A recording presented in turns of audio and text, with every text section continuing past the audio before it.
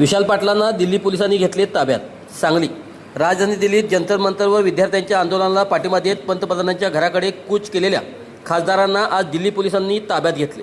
सांगली लोकसभा मतदारसंघाचे खासदार विशाल पाटील यांनाही पोलिसांनी ताब्यात घेतले आहे. मंदिर रोड पोलीस ठाण्यात त्यांना ठेवण्यात आले आहे. खासदार प्रियंका गांधी यांनाही याच पोलीस ठाण्यात ठेवले गेले आहे.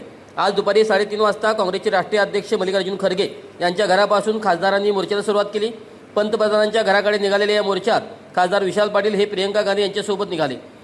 त्यांना मंत्री जितेंद्र सिंग यांच्या घरासमोर थांबवण्यात आले. तिथेच प्रियंका यांच्यासह विशाल पाटील आदींना ठिय्या मारला आणि जोरजोरात घोषणा दिल्या. सायंकाळी 6च्या सुमारास पोलिसांनी त्यांना रोखण्याचा प्रयत्न केला. खासदारांचा आक्रमक पवित्रा कायम राहिल्याने त्यांनी 6:15च्या सुमारास खासदारांना ताब्यात घेण्यात आले.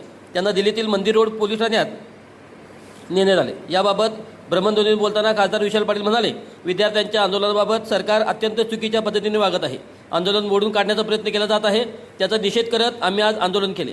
यावेळी मंत्र्यांशी चर्चा झाली, मात्र बाहेर जाऊन वेगळीच माहिती दिली गेली. त्यामुळे आमच्या निदर्शनाची तीव्रता वाढली आहे. त्यानंतर पोलिसांनी आम्हाला ताब्यात घेतले. अशा दडपशाहीला काँग्रेसची कधीच भी घालणार नाही. आम्ही ठामपणे देशातील युवकांच्या सोबत उभे आहोत.